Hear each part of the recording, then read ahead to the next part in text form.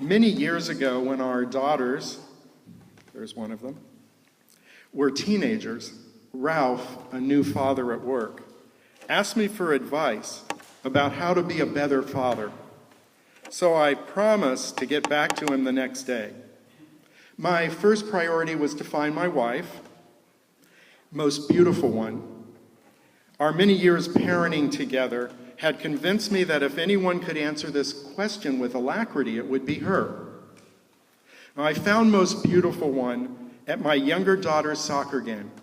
She was standing in the oppressive heat beneath a swarm of gnats the size of golf balls.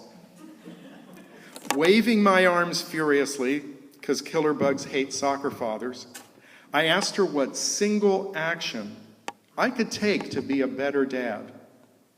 Simple, she replied, as several screaming girls hurled themselves at our daughter on the soccer field. Stop burping at the dinner table. It's a disgusting habit, and it sets a bad example for the girls. So there you have it, straight from an authority. Somehow, while I had to admit that she was right, I didn't think I had yet plumbed the depths of this issue. So then, sympathizing with my obvious frustration, she referred something that she had read by Daisaku Ikeda, the third president of our Nichiren Buddhist lay organization. He said, all children are different. Each possesses his or her wonderful, unique quality. We must pour upon all children our great love and compassion so that each child can blossom true to his or her unique quality. Later that night, I drank a non-carbonated beverage at the dinner table. I asked my daughters the same question. Their numerous answers can be summarized as follows. Mom always gets us things we need. Dad should buy us anything else we want. I wisely dropped the subject and hid my wallet. Maybe, I thought, I should go to a more mature source of wisdom, my mother-in-law. If anyone would have an opinion about what a father's role should be, especially mine, she would. Her response was actually quite helpful.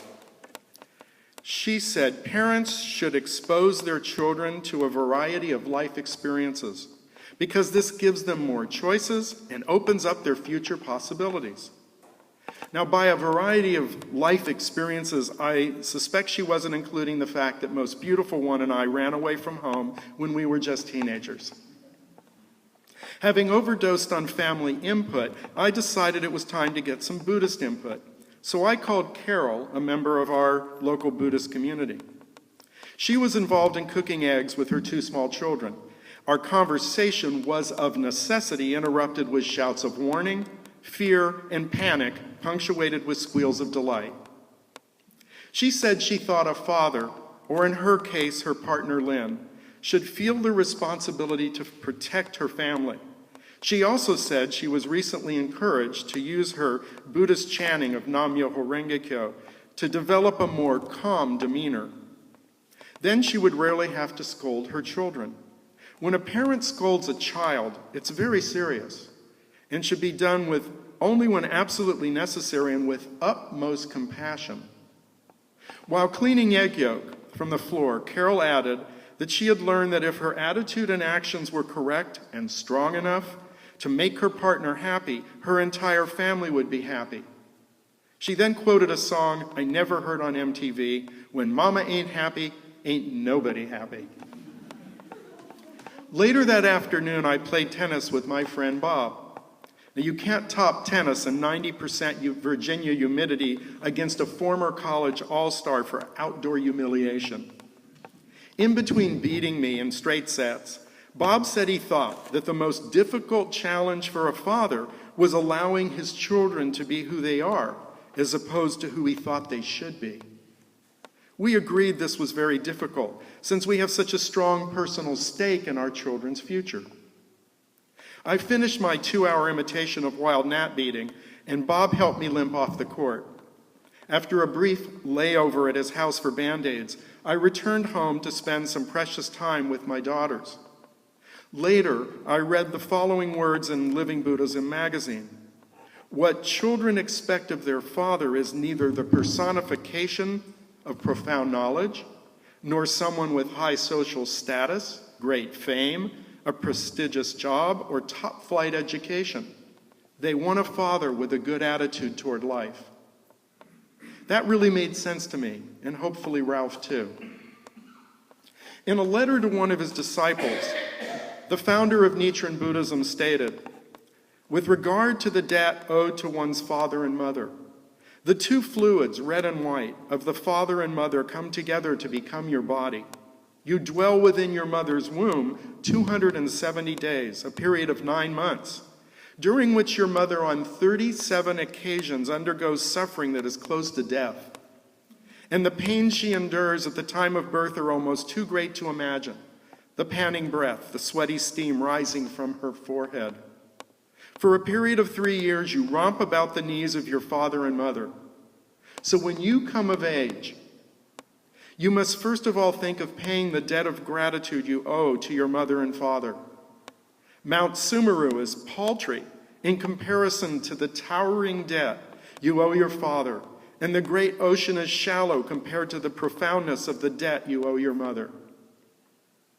Between his alcoholism and abuse, my own father pretty much broke every good parenting rule. It took a lot of years of chanting and therapy for me to replace my buried anger with forgiveness and appreciation. A difficult but critical attitude shift if I was to become truly happy. In order for us to maintain and deepen our humanity, it is essential that parental partners work together in a spirit of reciprocity and mutual support. The relationship between them must be one of creative coexistence based on the recognition that all things are interrelated. In other words, all of us exist because of our relationship with other beings and phenomena, and nothing in either the human or non-human world exists in isolation. It's because of this that treating others, especially our families, with respect, compassion, and dignity is so important. I've realized that every child wants $1 million of effective parenting from their mother and father. Unfortunately, not too many parents have that much to give. Mine could barely manage a few thousand.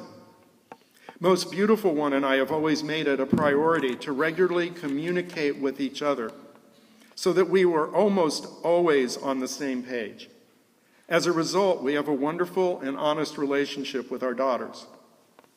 I've also observed that when you stop complaining and when you stop making excuses, that's when you become an adult. This translates to fatherhood. A successful father never gives excuses or complains about his kids or their mother. Instead, he always takes equal responsibility for the children. As a Nichiren Buddhist, I learned I didn't come from my father.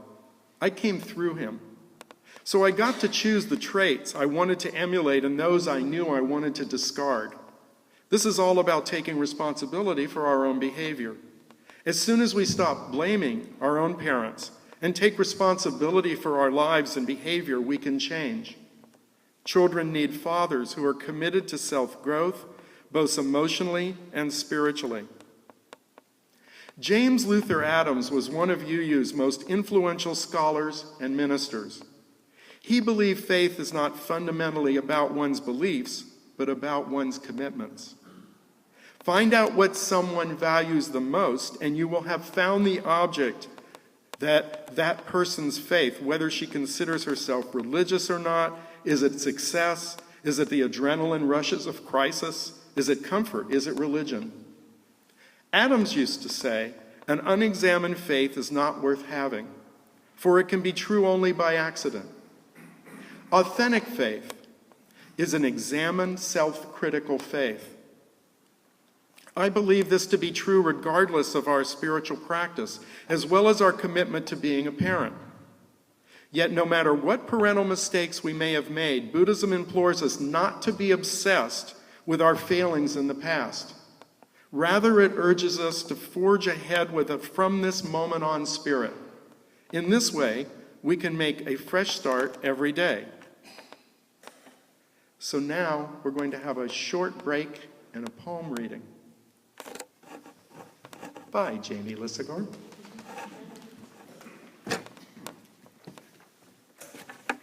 Good morning. So when my dad turned 50, my lovely older sister wrote him this 50-word poem, and he keeps it framed on his desk, and now I'm going to read it to you. Oh, is this better? Yes. All right. We scamper across mown grass, launched, the ball curves, dancing above our curls. Night arrives. He shows us how stars form perfect patterns and, more important, gently guides our palms, his warm hand reaching toward the starry sky. Back in the kitchen, pancakes fly. We laugh again. Then, pouting, turn to homework and learn to write, to present, to care, to achieve. Lessons, easy, hard, observed, shown, and faith in practice, spirit, love, and life are taught. Adults now, we recall each squeeze, hug, and talk. Between us, between them, they comfort. Exposed to all conditions, we accept change. He shares his sorrows and triumphs, validating ours, freeing us to live. At 50, he represents everything we want to be, everything we hope to find. He is home for us and for strangers. The older we get, the more we need him. Lucky us, he is our dad. Lucky Earth.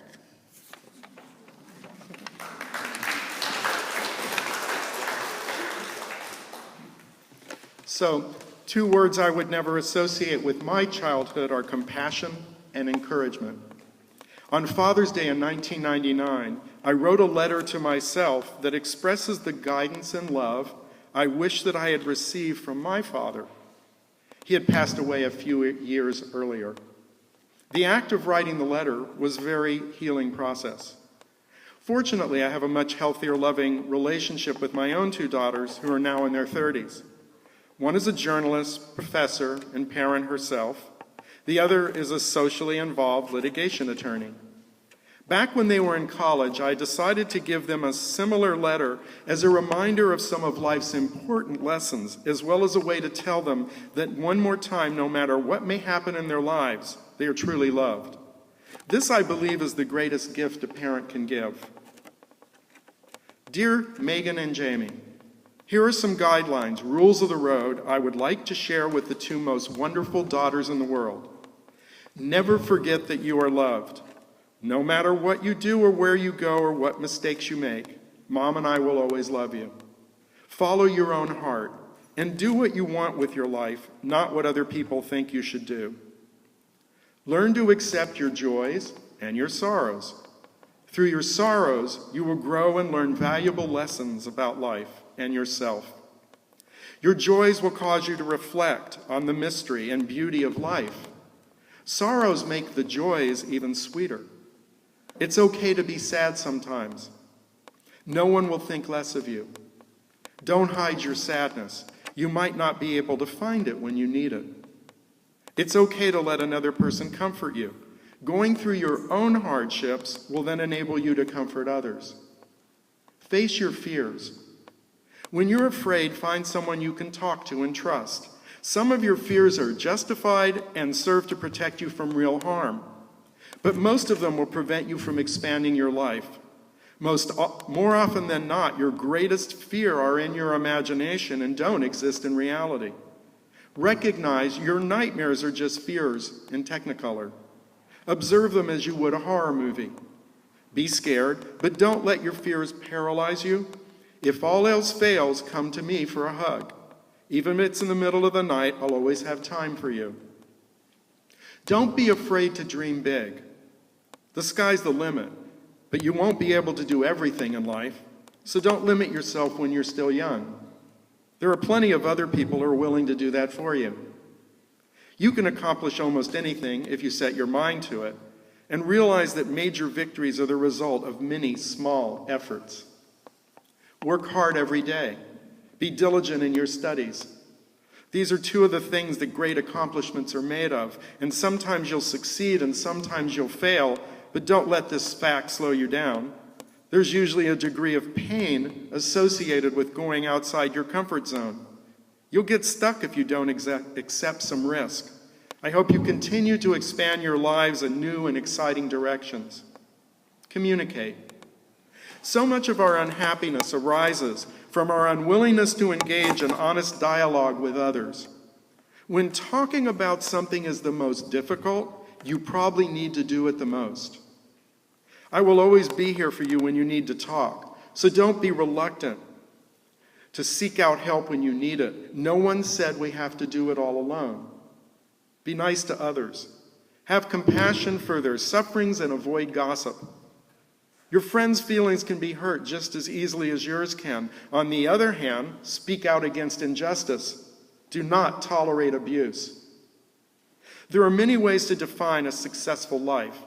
Ask yourself what you would like people to say about you when you are old. How do you want to feel about yourself? Then let that guide your decisions and your actions. Be a person of integrity. Honor your commitments whenever possible, especially your commitments to yourself. But also learn to forgive yourself, because perfection is a futile goal. Finally, and perhaps most important, make your spiritual development a lifetime journey. Seek truths that are universal, and others might apply to you alone. Seek them out and try to let your actions be guided by them. Find ways to take the time to tap into your Buddha or enlightened nature, that place where you are filled with wisdom and compassion for yourself and others. And add your own uniqueness to the tapestry of human life. Respect others' uniqueness as they go about their journeys. In this way, we will be able to make the most of each precious moment. Always know that you have a Father who loves you more than life itself.